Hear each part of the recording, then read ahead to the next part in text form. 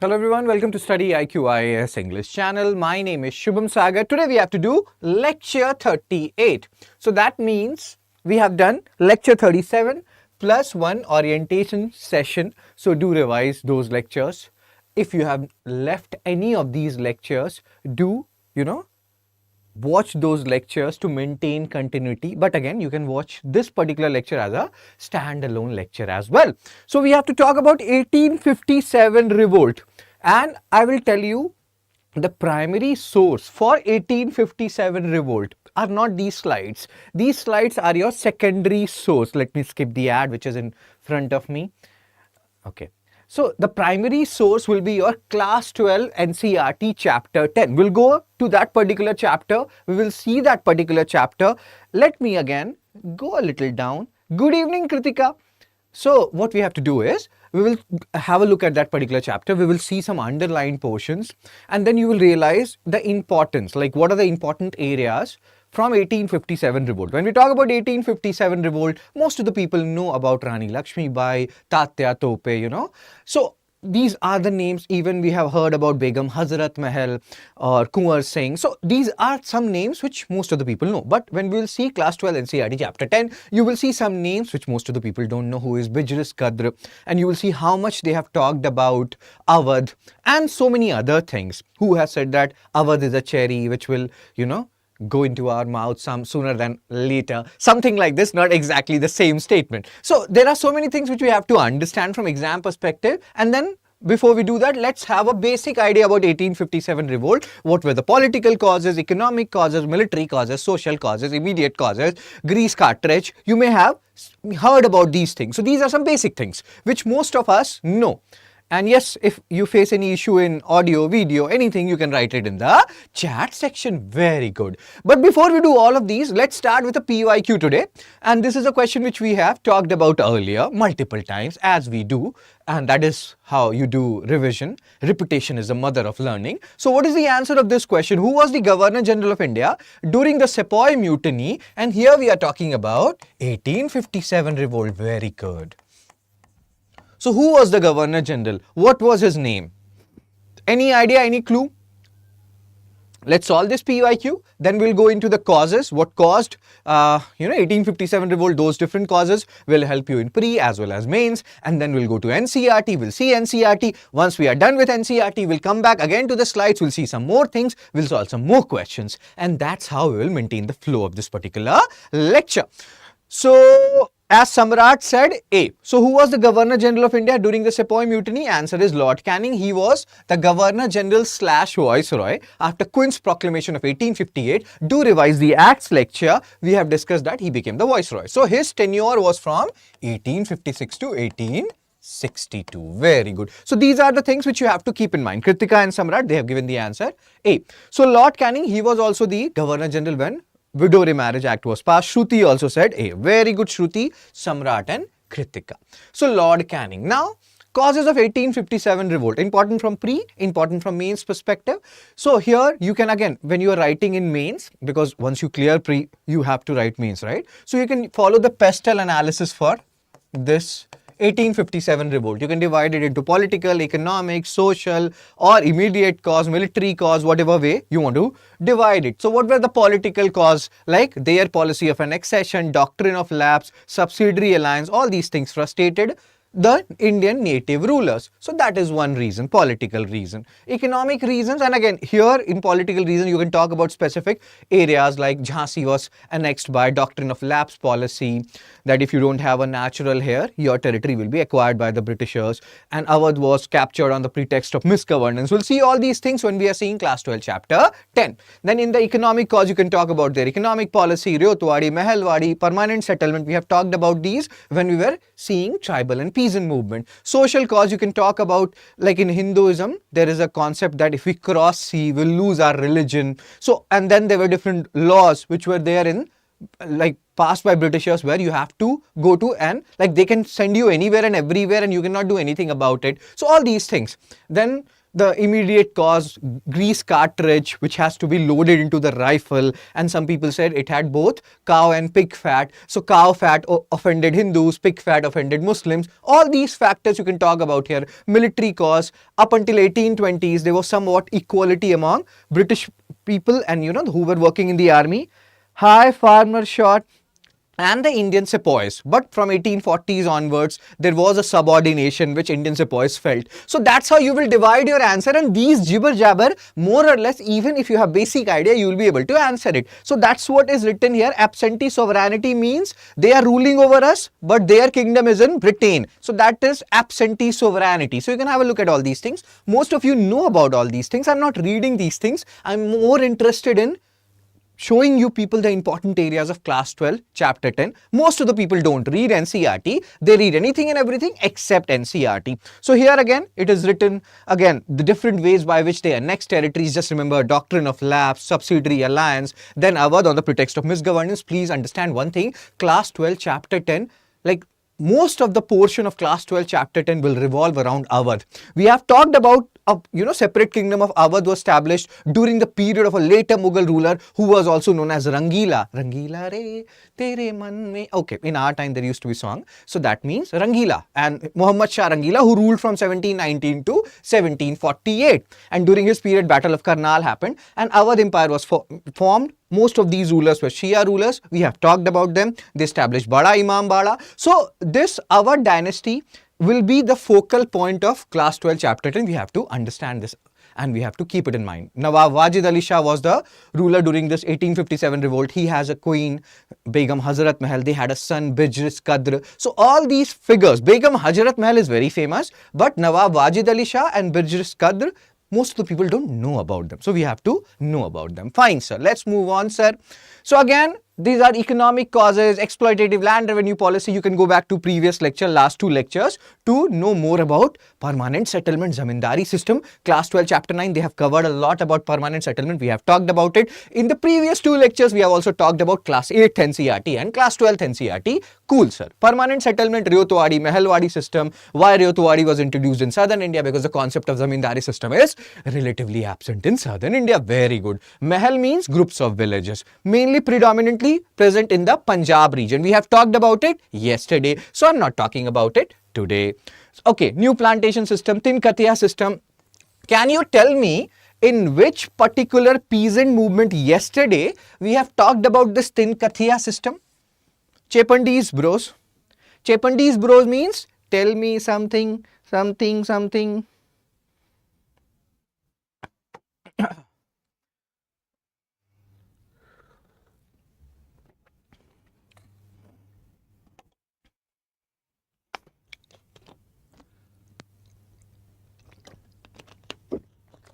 So Tin Katiya system, yesterday we have talked about it when we were seeing Champaran Satyagraha.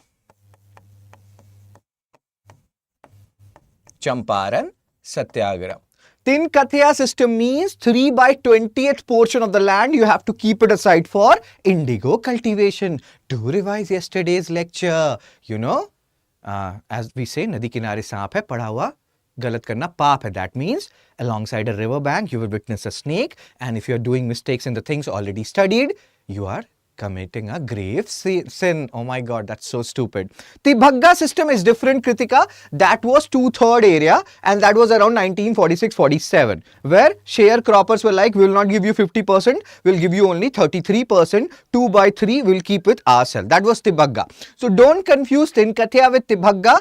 That confusion can happen, and that confusion will be removed once you revise these stuffs. Very good. So let's move on, sir and ma'am. And again, destruction of Indian trade, handicraft and these industries. And we have seen this. Industrial revolution happened. British goods, they came to India. They flooded Indian market with those cheap goods, and our traditional artisans, they suffered. All these things are like de-industrialization phenomena. They killed these native rulers. Killed means not literally killed. That means they displaced these native rulers. So when native rulers went away, so the artisans, the traders whom they supported, their business also went away. So all these things you have to keep it in mind. Okay, sir and ma'am. So that's what they are saying. I'm not reading it. Read it. You have an idea about it. We have to focus on those areas. Like these areas are more important from mains perspective. We'll talk about it in mains like crash. And most of you people know about these things. But this small facts, as our Honorable PM Sir says, choti choti magar moti baat hai. No, he does not say it. That I think Shaktiman says. But again, our Honorable PM Sir is like Shaktiman only. So what we have to understand is we have to focus on those important, like small things, but important things from pre-perspective. Okay, sir. So again, social causes, arrogant attitude, and these social causes, you will understand it more once we are reading that chapter, class 12, chapter 10, where you will see how the policies will change and how they will do certain things, which will lead to increase in our like attitude that they are subordinating us. Plus, there was a belief also. And see, understand one thing, when we talk about 1857 revolt, most of the people believe in this fact that Lord Dalhousie, whose tenure was from around 1848 to 1856. So Lord Dalhousie's policy played a crucial role in this, in igniting this 1857 revolt. And then after Lord Dalhousie, Canning will come. But before Lord Dalhousie, there was a Governor-General, his name was Lord Hardinge. So Lord Hardinge, his tenure was from 1844 to 1848. NCERT talks about Lord Hardinge, so he becomes important. Most of the people, even serious aspirants, 90% of them or more, we don't have an exact figure, but they focus on Dalhousie, they focus on Canning. You also have to focus on this Hardinge, Lord Hardinge, who was the Governor-General from 1844 to 48, because he is the guy who is said to have been the brainchild behind the introduction of grease cartridge, which was supposed to be loaded in the rifle, which was supposed to have both cow and pig fat. Whether it actually had cow and pig fat, we will never know about it because nobody is sure about it. And NCERT also says that we don't know whether it was true or false. There are speculations about it, but that was the immediate cause. And that is also one of the social cause. Racial overtones and superiority complex and British interference in religion and culture. Like there is one, this particular act is very interesting.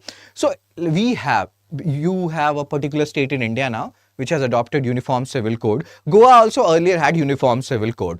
Before that, every religion has their own religious codes. So in Hinduism also, there is certain things like if you change your religion, so you won't be acquiring your father's property. That thing was changed in 1850. Religious Disabilities Act was passed, which modified certain Hindu custom. For example, stated that change of religion would not debar a son from inheriting the property of his father. These acts and some more acts, plus this Charter Act of 1813, which we have discussed when we're talking about acts, you can revise those lectures. Christian missionaries were allowed to come to India. 1850, you are passing these kind of acts. What will go inside the mind of the common Indians that you are trying to convert them? And that is not exactly wrong. They are actually trying to convert us. Conversion is actually a very sensitive issue. So all these things will bring fear or brought fear in the minds of Indians and led to 1857 revolt. Low salary, poor prospects of promotion, and again when it comes to Indians and Britishers, who will be getting promoted first? Obviously Britishers who will be getting paid more, obviously Britishers. So all these reasons are written here. Very good. And again, military cost to the religious Hindus, crossing the sea meant loss of caste, and this point has been also mentioned in a book called as Kitabul Hind or Tahqiq-e-Hind. And that is one of the reason which the author of this book believes that was the reason of the insularity of the Indians. When Indians did not want to cross the sea, they were not looking what was happening beyond their frontiers. So who wrote this book, Kitabul Hind or Tahqiq-e-Hind?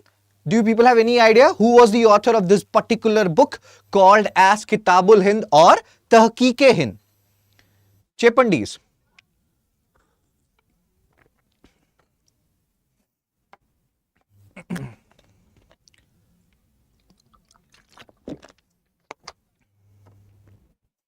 Kitabul Hind or Tahqiq-e-Hind was written by Al-Baruni, as Samrat says. So do remember these things. Now here, General Service Enlistment Act. Here Lord Canning is saying that, bro, wherever we will post you, you have to go there. Doesn't matter whether it is beyond the sea or before the sea or by the side of the sea or whatever.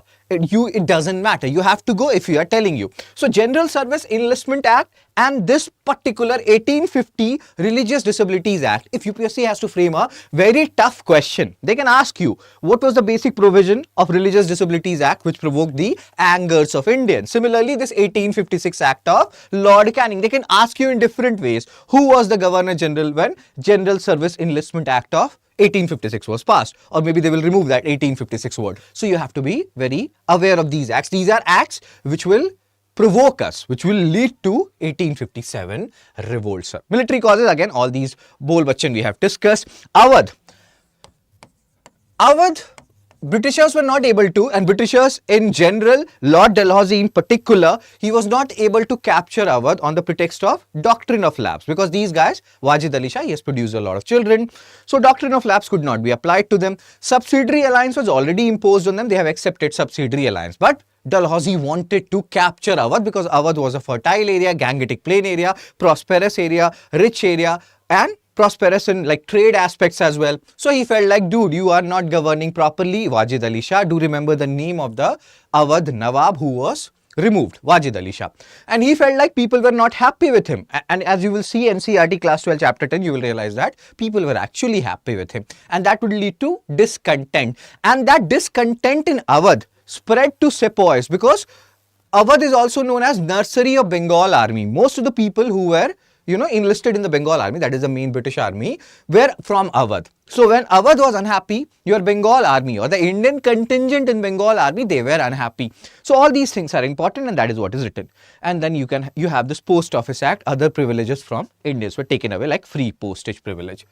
Cool, sir, introduction of grease cartridge rifle, which was supposed to have cow and pig fat. That is what is written here. Revolts had happened earlier also, but now this will take a bigger turn. And in NCERT, when we will see this NCERT, you will see two words, mutiny and revolt. Mutiny and revolt. Any idea what is the basic difference between mutiny and revolt? How do you distinguish mutiny from revolt? Mutiny and revolt.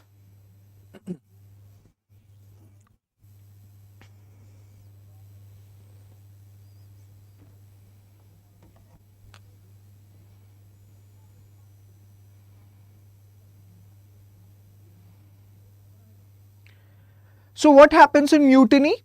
So mutiny is when your armed forces, your army, they are revolting. So that is mutiny.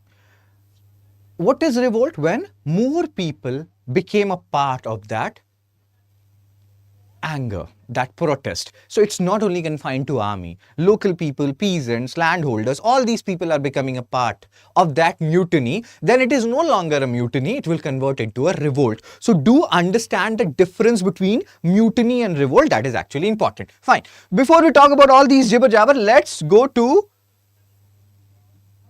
NCERT class 12 chapter 10. This is actually your primary source. More than the slides, this you have to focus on.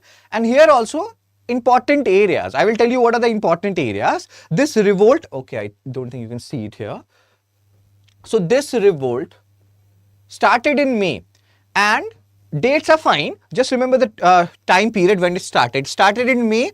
Around May and June, Indians had the upper hand. There are certain battles which we have to keep in mind, like Battle of Chinhat and Siege of Lucknow. All these are important events. Then, as we have discussed, most of the people know about Rani Lakshmi Bai, Tatya Tope, and Begum Hazrat Mahal, Nana Sahib. But we have to talk about Maulvi Ahmadullah. Where was he active? How is he associated with Battle of Chinhat? What is Siege of Lucknow? So these are some important terms which generally you will not have an idea about if you are not reading this NCERT. Fine. So here again the Bol Bachan is given that sepoys will march from Meerut, they will come to Delhi, they will proclaim Bahadur Shah Zafar as their ruler because they want to go to the old order. They are not liking the new order established by the Britishers. It feels very alien to them, and they want a re-establishment of the old order, and they want their Mughal ruler back. Now I'm saying it, I'm so scared because Mughal rulers are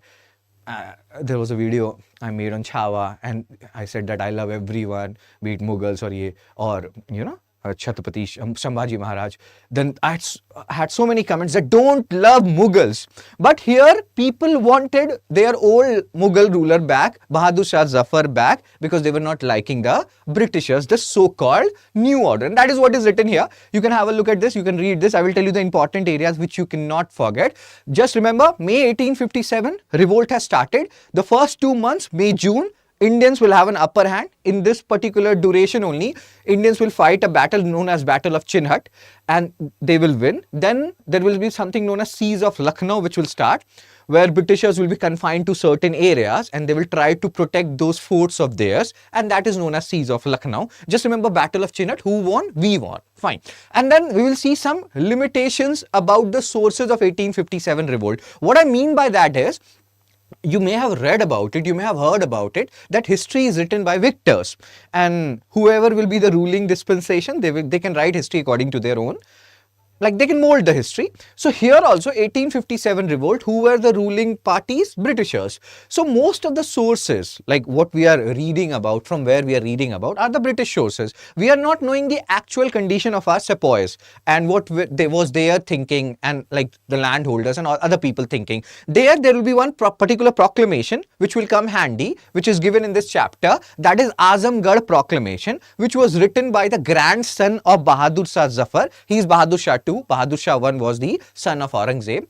So that Azamgarh Proclamation, written by grandson of Bahadur Shah Zafar, his name is Firoz Shah, that is very important. And you have to understand, they can ask you this, Azamgarh Proclamation is associated with, and then they will give you Santhal Revolt or some other things, like anything, they can give you different names. So you have to remember this is associated with 1857 Revolt. Fine, sir.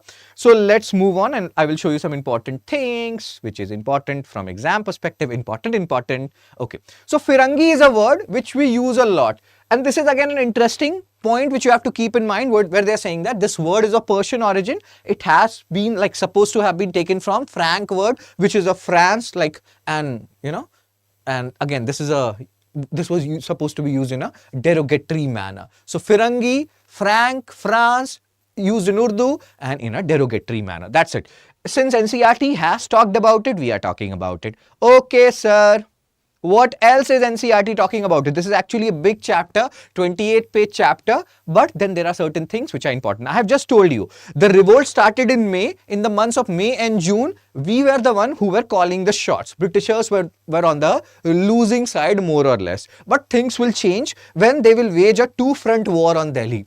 Two-front war means they will be sending their troops from Punjab side and then they will sending their troops from Bengal side. And that has been shown in a map, like they have shown a map for that. And again, these kind of maps you can make it in mains as well. But here let's focus on pre-aspect right now.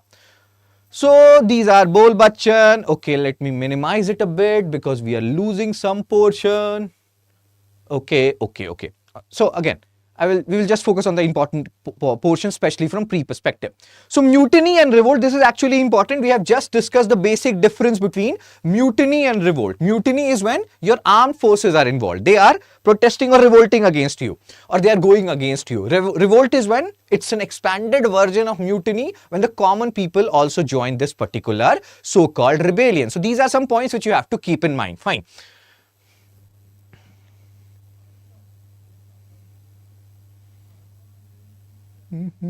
Oh my God.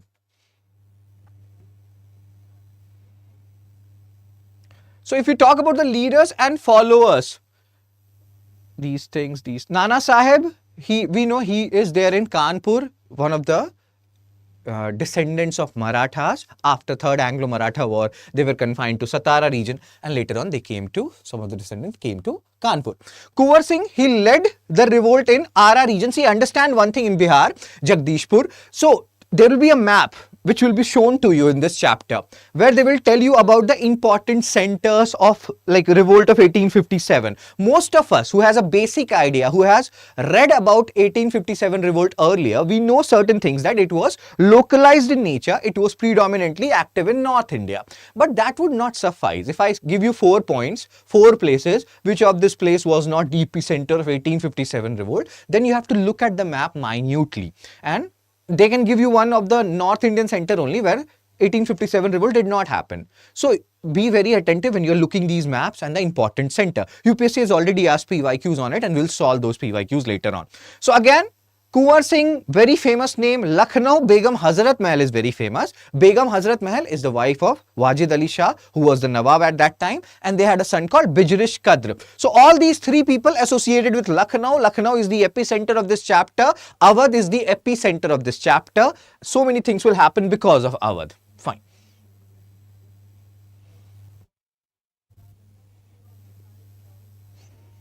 Okay. So now, if NCERT devotes these kind of brackets, for leaders, those leaders are important. And these are the leaders about whom you'll read very less. Shah Amal, what we have to remember? Do we have to remember what is this Chaurasi Des and all those stuff? No. What you have to remember here is, he was active in which region? UP region. Which particular Pargana? Baraut Pargana. That's it. And then later on he will be killed. July 1857. So, cool. That's it. Not much. Now, this sir is important. Maulvi Ahmadullah. And as we have, there was a video which I made, and they're related to Gujarat rights, I guess. So there, again, I have taken an excerpt from this class 12 chapter 10 only, where they had devoted, Britishers spent 50,000 rupees in Meerut region, if I'm not wrong, to break Hindu-Muslim unity. So this participation of Maulvi Ahmadullah sir is an example of such Hindu-Muslim unity, where he played a crucial role in this Battle of Chinhut. Again, very important. They can ask you this. This Battle of Chinhut is associated with 1857 revolt, or they can ask you, they can say that Third Anglo-Maratha War, Fourth Anglo-Mysore War. So please remember, Battle of Chinhut is the early battle which was fought during 1857 revolt, where we sepoys, and here we means like the sepoys, we won, Britishers lost. And Maulvi Ahmadullah was an important part of it. So here it is written about him, Maulvi Ahmadullah. You have to remember, he was active. He was educated in Hyderabad, active in the UP region, and Britishers were not able to capture him. And then they awarded some money that whoever captures him or kills him, we will give him that much amount of money. Then there was a ruler in UP. He captured him, he beheaded him, and then he gave that particular head to Britishers. Britishers next day installed that particular head in the Kotwali. Why I am telling you this beheaded thing? Because most of the people are like, this ruler, and they try to find out the religion of the ruler who did the beheading. All these things earlier were done by, it doesn't matter the religion, people used to do these things. And that's why I keep on telling people that rulers are complex. In this scenario, Maulvi Ahmadullah was beheaded. Generally we associate, and he was beheaded by a Hindu ruler. So all these things, please, sir and ma'am, don't get religiously charged when you hear about these things. These things happen. So Maulvi Ahmadullah, important and prominent in the UP region. NCERT is talking so much about it, so he is important. Battle of Chinhut is important. We won, and then began the siege of Lucknow, where Britishers were confined to few forts. So these are some things which you have to keep in mind. Let's move on, sir and ma'am. Do remember Maulvi Ahmadullah, because UPSC talks about it. Now here are the talks related to Greece cartridge, how people had fear that these Britishers, they want to convert our religion. And most of the people, this sir here with such stylish nose and ear, okay, let's focus, bros. So what we are discussing, generally when you will read about 1857 revolt, you will confine yourself to Lord Dalhousie 1848 to 56 and Lord Canning 1856 to 1862. But since NCERT talks about this guy who is Henry Harding, there were other governor-generals also with the name Harding. So don't get confused. We are talking about Henry Harding, and this guy was the Governor-General of India from let me show his face, because his face deserves to be shown. Okay. So this guy, this Sir Henry Harding, he was the Governor-General. Do remember these. Okay, let me write it somewhere here. So he was the Governor-General from 1844 to 1848. So there is a chronology which you are seeing. Harding 44 to 48, Dalhousie 48 to 56 and Canning 56 to 62. Okay, sir, let's move on. So again, we are having the talks. You can listen, means talk about or read about these things later on. This is about the Greece cartridge and how Britishers wanted to convert Indians to Christianity. And there is a very proper case study related to this, how they wanted to convert, or how people of a particular religion, obviously let's say you have some Muslim friends, they will talk about their religion, you are a Hindu, you will talk about your religion, and Christian people will talk about their religion. So sometimes you will be naturally inclined towards another religion. That happens. When I was in Punjab, I was very inclined towards Sikhism, and I was about to, I loved it so much, I still love it. So that happens when you live in a region, you like a particular religion, you like their, okay, let's come back. So here also, what I wanted to say, there's a very proper case study related to Arunachal Pradesh. How before 1960s, 70s, they had very less percentage of people who were Christian. Now more than 30% are Christian. How it happened, why it happened. So there is a video which I made. You can read about it. Why is Arunachal Pradesh in news? So these things happen. Natural conversion is fine. Forced conversion is not. Greece cartridge comes under that forced conversion, that if I'm eating cow fat, pig fat, naturally in Hindi it is called dharm bhrasht ho jana. That means my religion is destroyed, whether I'm a Hindu or a Muslim. So you are trying to convert us to Christianity. That is one form of forced means conversion. Plus they also had a belief that 1757 Battle of Plassey happened. This is 1857, 100 years. There is a prophecy that their rule will end, and good days will come, like our honorable PM sir says, अच्छे दिन आएंगे, good days will come, and people had that belief during this particular period. Okay, sir. Chapati was the symbol. Nobody, even up until now, people don't know what these chapati, which was a symbol, stand for. People speculate about the meaning of this chapati. Okay, again, not that important. I will tell you what is important here, but sometimes we have to talk about these things. Okay. British. Now, why all this revolt happened? We have talked about political, economic, social, immediate, military causes. So there we have seen 1813 Christian missionaries came, and 1829 Sati abolition, 1856 Widow Remarriage Act. All these things were not liked by us, because if religious changes has to happen, we have talked about social religious reform movements, it has to happen from within us. Britishers who came from outside, if they start doing all these things like sati, widow remarriage, obviously there will be apprehension among us, and all these factors also played a role in the emergence of 1857 revolt. Very, very good, and that is what is written here. Plus they tried to annex different territories. We have talked about this when initially we have talked about the different political, economic and other causes. Okay, so that's why people were not liking this new order where you are conquering our territories, trying to convert our religion or trying to influence our existing religion by changing the customs, sati, widow remarriage, etc. And we were like, we have to do something about it.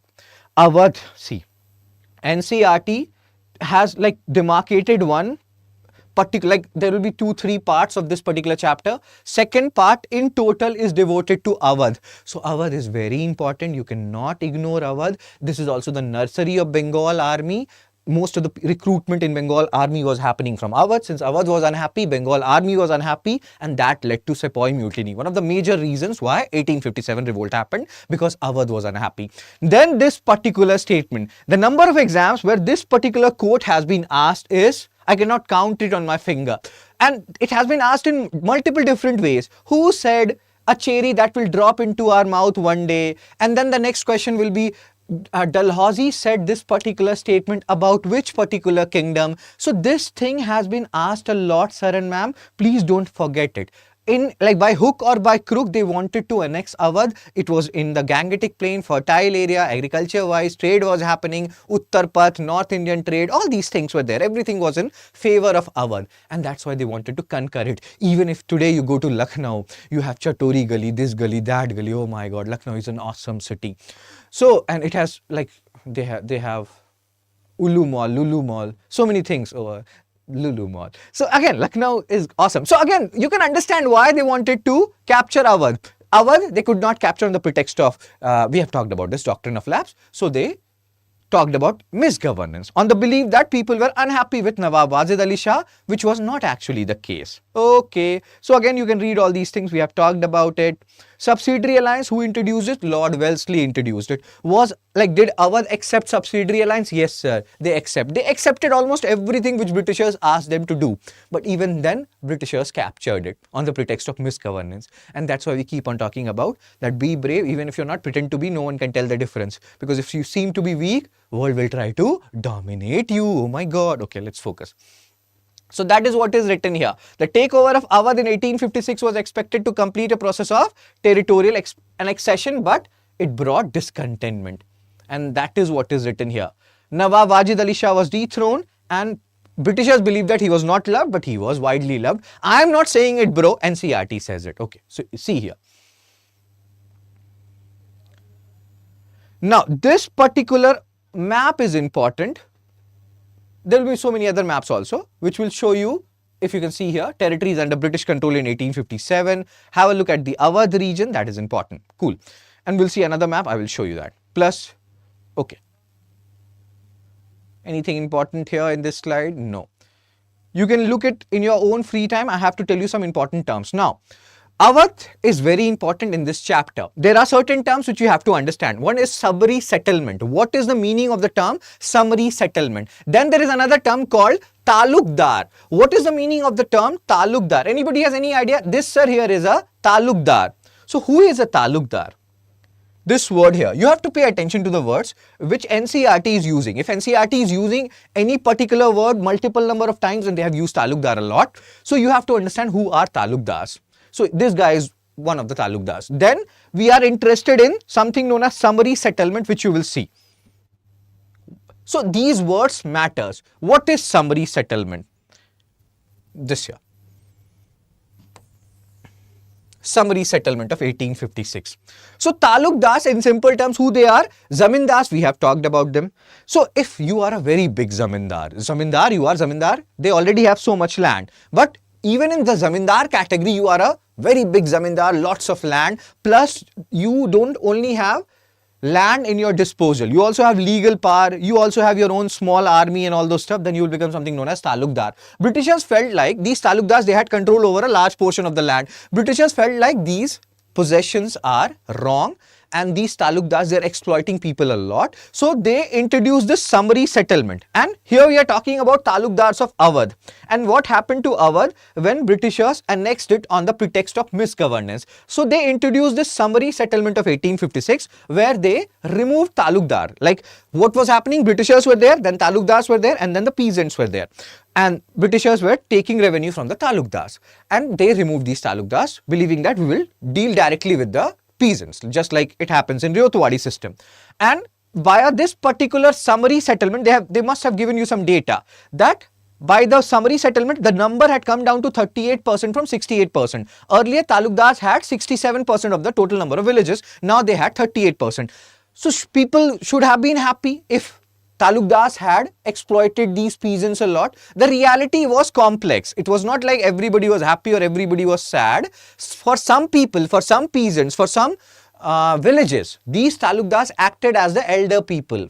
Let's say I want some money, I want some, interest, money with interest, or I'm in need of some money. So I can go to these talukdars. I'm not saying always talukdars were awesome, but some of these talukdars, they belong to the old order. People are not liking everything getting changed so suddenly, You're removing Wajid Ali Shah, you're introducing summary settlement, you're removing talukdars, you are directly taking control of the land which belongs to the peasant, which earlier was under the control of talukdars. So people feel like so many things are changing in such swift span, and this is not okay, sir and ma'am. Okay. So this is what they are writing here. Dispossession of talukdars meant the breakdown of an entire social order. Talukdars were oppressors, but many of them also appeared to be generous father figures. So people in Awadh, they were very confused that what is happening. Wajid Ali Shah has been removed. These talukdars are now removed. What next now? Plus, Britishers felt like if they deal directly with these peasants will have to pay less because intermediaries anyway, they exploit a lot. But that did not happen. They actually, the amount of money which they asked from these peasants was high, and peasants did not get any, even if some talukdars were oppressors, peasants in this scenario also did not benefit much out of this whole summary settlement thing. So nobody was happy, neither the peasants nor the talukdars, and Britishers were making more and more enemies, and that is what is written here. So peasants were unhappy because they have to pay now more taxes because Britishers levied more taxes because they felt the intermediaries have been removed. Peasants are unhappy, and most of these peasants' sons, they are there in the Bengal army because from Awadh, most of the people went to Bengal army, and that discontentment of peasants went over to the sepoys, which will finally lead to sepoy mutiny. Oh my God. Now here they are talking about the military causes. So we know Awadh was not happy. So when Awadh was not happy, because most of the people from Awadh went to Bengal army was not happy.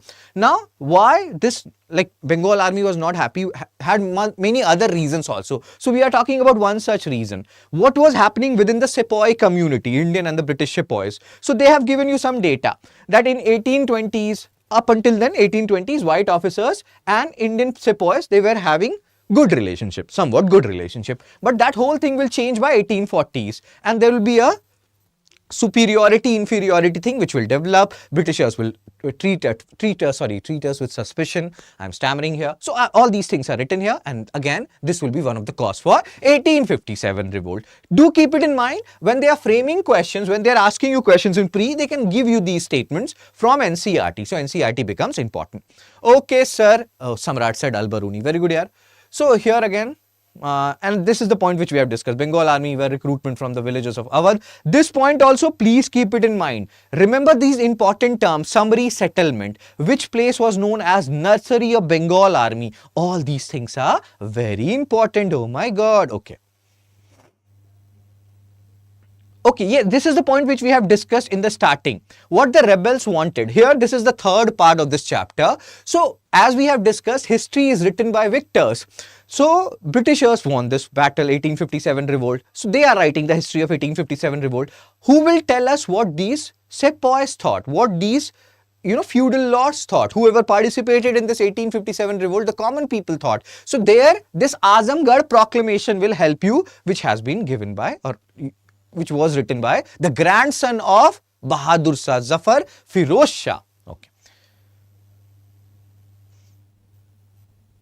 So this Azamgarh proclamation, since NCERT talks about it, it becomes important from exam perspective. How can UPSC frame question on it? They can ask you, Azamgarh proclamation is associated with which of the following battles? What this proclamation is all about? Who wrote it? Grandson of Bahadur Shah Zafar, Firoz Shah. What this Azamgarh proclamation is all about? It's one of the, awesome proclamations you will read. It's not about Hindu, Muslim or anything. The way, see, there is one quotation which you should remember in your life.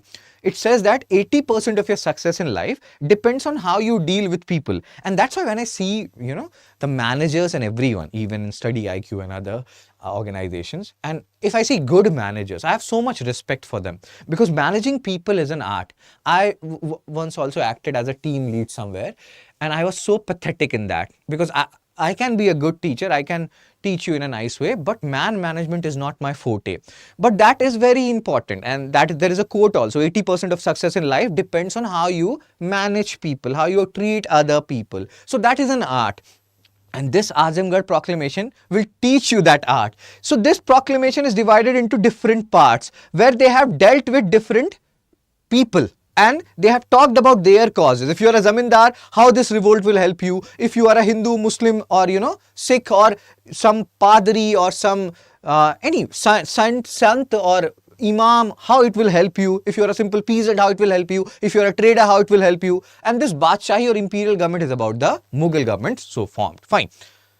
So section 1 regarding zamindars, that they are saying that whatever revenue is demanded from you, that is too high. In the previous lecture, when we were talking about class 12 chapter 9, zamindari system, I think this is peasant and tribal movement part 2. There we have talked about why zamindars were not able to pay the land revenue under permanent settlement. That's what they are saying here. Remember the Zumma. In our time, there used to be a song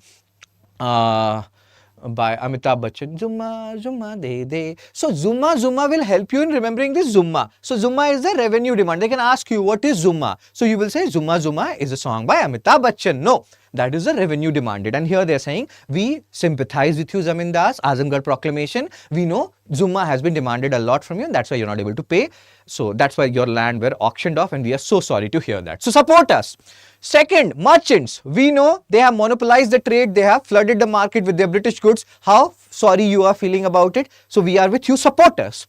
Regarding public servant. Oh my God. So here they are saying that we know British officers, they are promoted. You people are, not given the dignity you deserve. We will give you that dignity. Support us.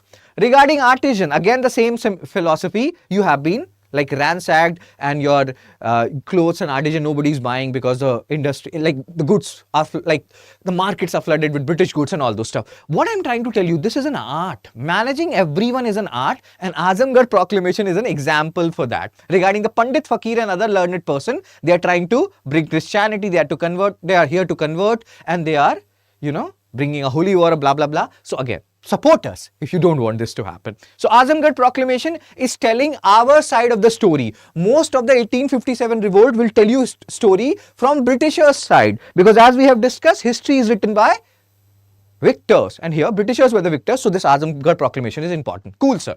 And because NCERT is talking so much about it, that's why also it is important.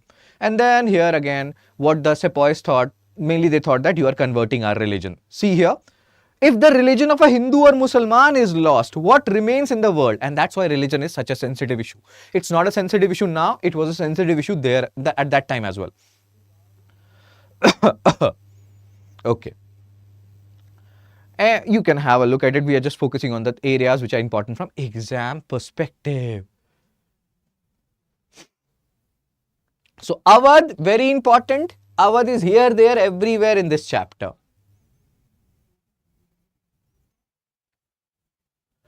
What else is important? So initially, May, June 1857, we are calling the shots, but things will change because they are shocked. They're like, how come it happened? They went from Meerut to Delhi. They proclaimed Bahadur Shah Zafar as the ruler. Everything was very, like, it was unprecedented. It has not happened earlier. All the peasant and tribal movements which we have talked about, they were localized in nature, happening in a certain region. Never before it has happened that sepoys and sepoy mutiny and sepoys from Meerut, they're going to Delhi proclaiming, you know, Mughal ruler as the king of the India. That is very unprecedented. So you can understand the surprise which Britishers were facing. But again, shock laga, shock laga. There was an ad earlier which used to run like this. They were shocked, but you cannot remain shocked for a very long period of time. You will understand the gravity of the situation and you will come back to reality. That's what happened with Britishers. They came back to reality and then they started their moves. So they started this two-front annexation of Delhi. One army was sent from Lahore. Lagdi Lahore diya, kudiyan Lahore diya. So Lahore, from Lahore, Punjab region, one army will come to Delhi. From Bengal region, another army.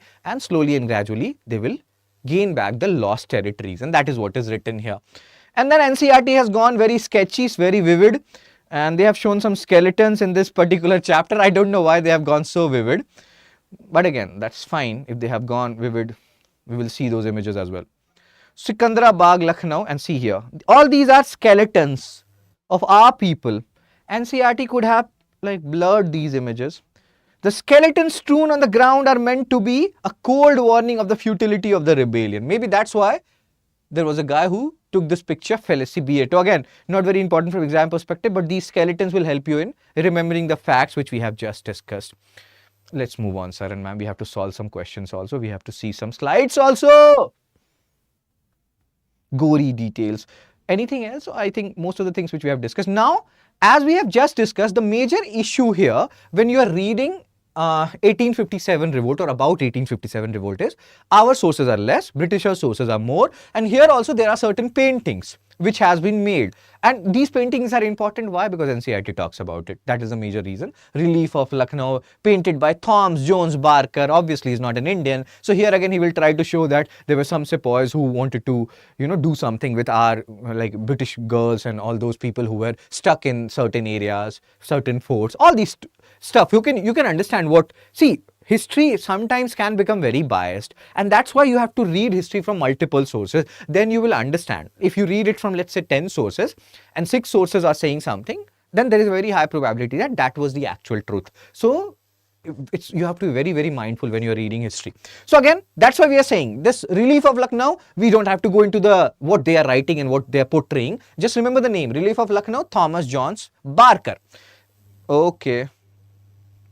So Relief of Lucknow. UPSC has even given you that painting, painted by Thomas Jones Barker. Sometimes what will happen, 2-3 paintings UPSC has, like NCERT has talked about in this chapter. So these 2-3 paintings and who made these paintings or those paintings, that is important. The names are important because they have talked about them vividly. Then this In Memoriam and painted by Joseph Nell Patton 2 years after the mutiny. Again, they are showing us as violent and brutish and all those stuff. So these things are fine. Just remember the name and the painter's name. In Memoriam, they are also showing the paintings. Miss Wheeler defending herself against sepoys in Kanpur. So you can see, we are seeing these paintings from British point of view. Okay, sir. Okay. I think we are done with the most important portions of this chapter. You can have a look at this in your free time. I have told you the important areas where you have to focus on. What is summary settlement? What is nursery of Bengal army? What Lord Dalhousie said about Awadh? All these things are important which you have to focus on. General Canning. when you are reading this, we have already seen a PYQ asked on 1857 revolt related to who was the Governor-General during 1857 revolt. If you read this NCERT chapter, Lord Canning was like, dude, there has to be some amount of leniency on the sepoys, because we also have done brutalities and atrocities, and they also have done brutalities and atrocities. So let's call it a truce, let's call it a draw. And then again, it's all about creating public opinion. So he was clemency of Canning. All these images were made to show that Canning is doing some stupid stuff. He should not be doing that. He should not be showing clemency. Okay, so that's what is written here, and that will help you in remembering who was the Governor-General during the time of 1857 revolt, the PYQ which we just solved. Okay, sir and ma'am. Then from our perspective, who called it first war of Indian independence? Veer Savarkar, sir. Subhadra Kumari Chauhan talked about whom, like this whole thing, like a man she fought. She was the Rani of Jhansi, Rani Lakshmibai. Who said it? Subhadra Kumari Chauhan. So these things are important. That's it. Let's see the box now, where there will be certain facts. Subsidiary alliance, when it was introduced in Awadh 1801. It was introduced in general around 1798, and 1801, they were one of the earliest states where subsidiary alliance was introduced. They accepted almost everything asked by Britishers. Even then Britishers annexed it.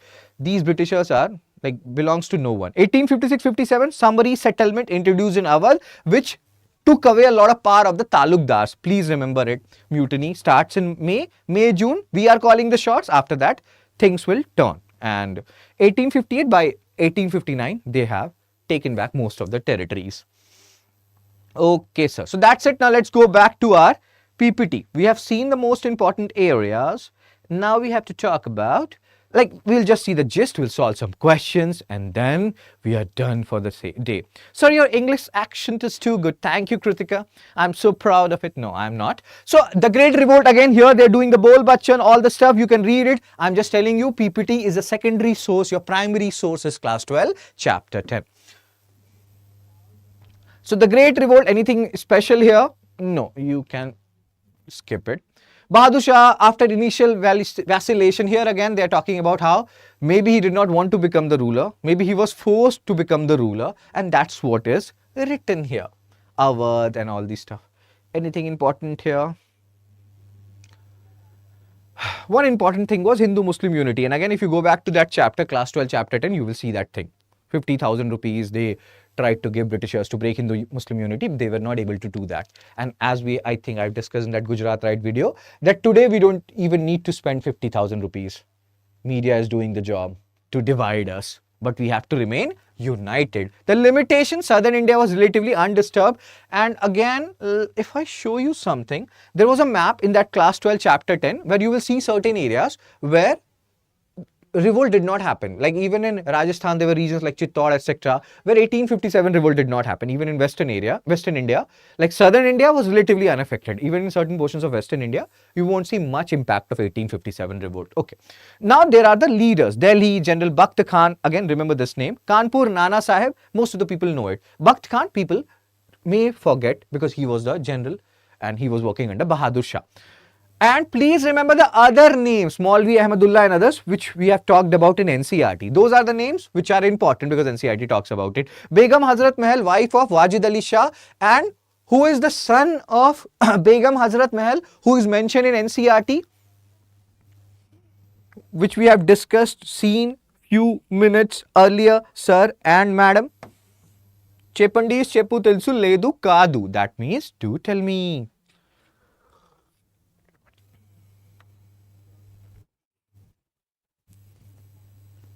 Oh my God, my hands are going here, there, everywhere.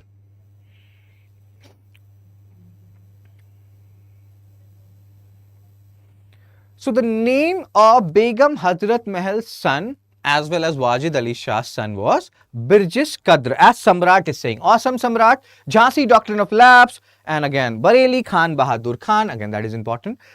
Bihar, Kunwar Singh, Jagdishpur region. And Maulvi Ahmadullah Faizabad, we have talked about him, NCERT has talked a lot about him and we have seen what happened to him, so please remember it. And Rani Lakshmibai again. Tatya Tope, he assisted, helped Nana Sahib as well as Rani Lakshmibai, and then he was betrayed by his own friend. So what do we understand by the story of Tatya Tope? You cannot trust anyone in your life, just trust yourself. Oh my God. You can seriously, don't trust anyone, bro. Where is Tatya Tope? Tatya Tope, sir. So he was betrayed by his own friend and then he was hanged. We don't know what happened to Nana Sahib. He fled to, I think, Nepal. Maybe he lived for 1,000 years more. Maybe he's still alive there. Nobody know what happened to Nana Sahib. And that is actually a very interesting thing. We can explore more about him. Okay. So Bahadur Shah was taken prisoner. Again, this we have talked about him. Bahadur Shah, last Mughal ruler. When we were talking about later Mughal rulers, we have talked about Bahadur Shah, and there is a quote and quotation related to him that this guy is so badnaseeb or so unfortunate.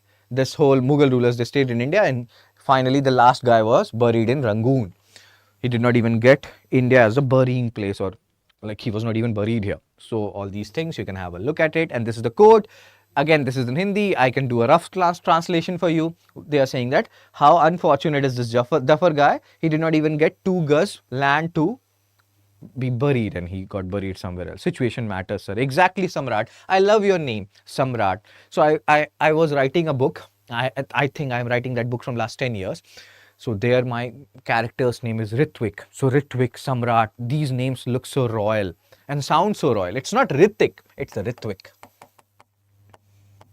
Royal names. Okay, let's come back, bros. So suppression of revolt, all these things are written here. By end of 1859, British authorities over India was fully re-established. Again, this is just your secondary source. These slides focus more on class 12 chapter 10, which we have discussed in detail. Very good. These names are also important, and these are actually tricky names, and these are the names which you have to remember. You cannot do anything about it. You know, Delhi, Lucknow, who were the British officers? Sir Colin Campbell, Sir Hugh Ross, Colonel Neil. The only way which you can remember it, by which you can remember it, is just see these names, paste it on your wall, look at it like you look at, you know, like the girls look at Tom Cruise or the boys look at God knows who they look at. So you have to look at these names that way. That way you can remember it. And there is a very notorious tendency among other exams. I don't remember UPSC asking it, but UPSC can ask you these like British officers who were in different regions who suppressed the revolt.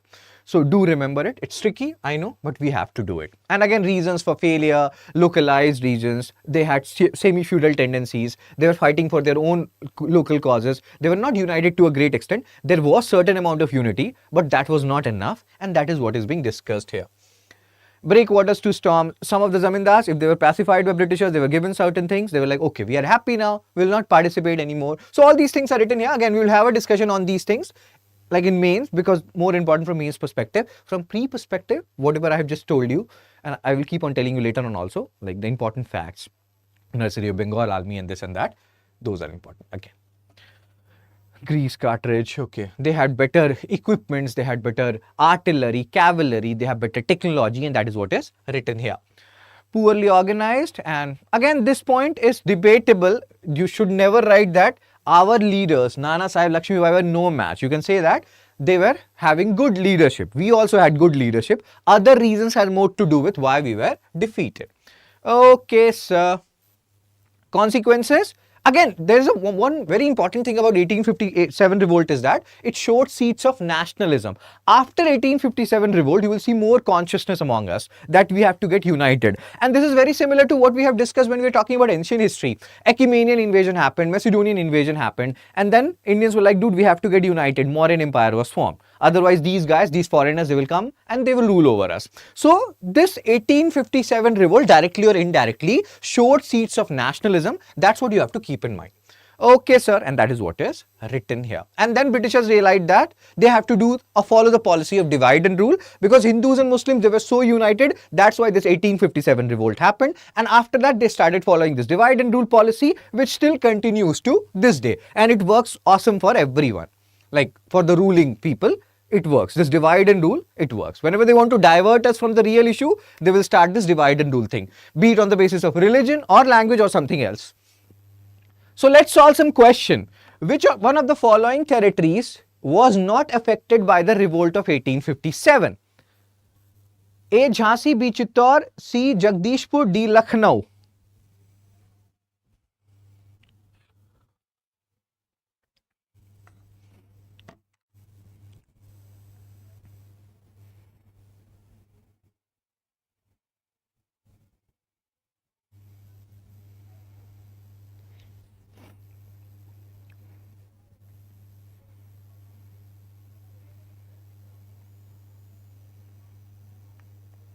So Dark has given the answer, Kritika has given the answer, Samrat has given the answer. The answer is Chittor. Jhansi, Jagdishpur, Lucknow, we know it was, or they were prominent region.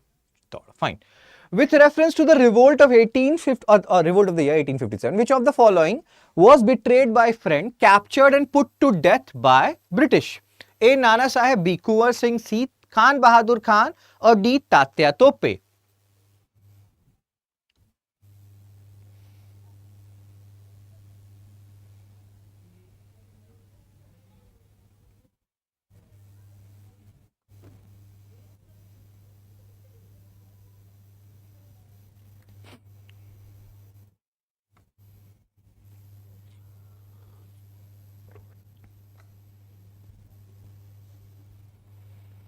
So Samrat, Dark, they have given the answer. Answer is Tatya Tope. Okay, sir and ma'am. So that's it for today's lecture. And I will share this PDF on this Telegram channel, Fun Study with Shubh, 1857 Revolt. Please remember your main or primary sources, class 12, chapter 10. Once you're done with class 12, chapter 10, solve as many questions as possible, on 1857 Revolt from mocks, PYQs, and then you can have a look at this slides for revision purpose. And again, if there are any friend of sibling or somebody of yours who is preparing for 2026, not 2025, you can tell them to join our March batch starting from 24th March. It is a morning batch. So if he's an evening person or who wakes up at 12 or 1 p.m. in the day, then may or may not be, like, this batch may or may not be suitable for him. But for morning guys, and ideally you should wake up in the morning. There is a book called 5 a.m. Club, and nothing good ever happens after 2 a.m. said by Barney Stinson of How I Met Your Mother. But 5 a.m. and 5 a.m. Club is actually a very good book. It says that from 5 a.m. to 1 p.m. that is your best time where you can do your most productive activities. So yes, sir, try to wake up in the morning. So that's it from me, sir and ma'am. I will see you tomorrow at 7 p.m. and I think tomorrow we'll talk about governor, governor-generals and viceroys, important governor, governor-general and viceroys based on the number of PYQs asked on them and how to remember them in an easier manner. That will also help us in understanding the chronology of these rulers. Plus, we'll see the post-1857 scenario. Acts we have done, so you already have a basic idea about all these things, but you can understand things in a much better manner when you read about these governor, governor-generals and viceroys. So that is actually a very interesting session because so many questions have been asked on them. Okay, sir and ma'am, then I will see you tomorrow. Take care, be blessed, tata, bye-bye, shabba khair. God bless you all. Thank you, Kritika. Thank you, everyone. Bye-bye.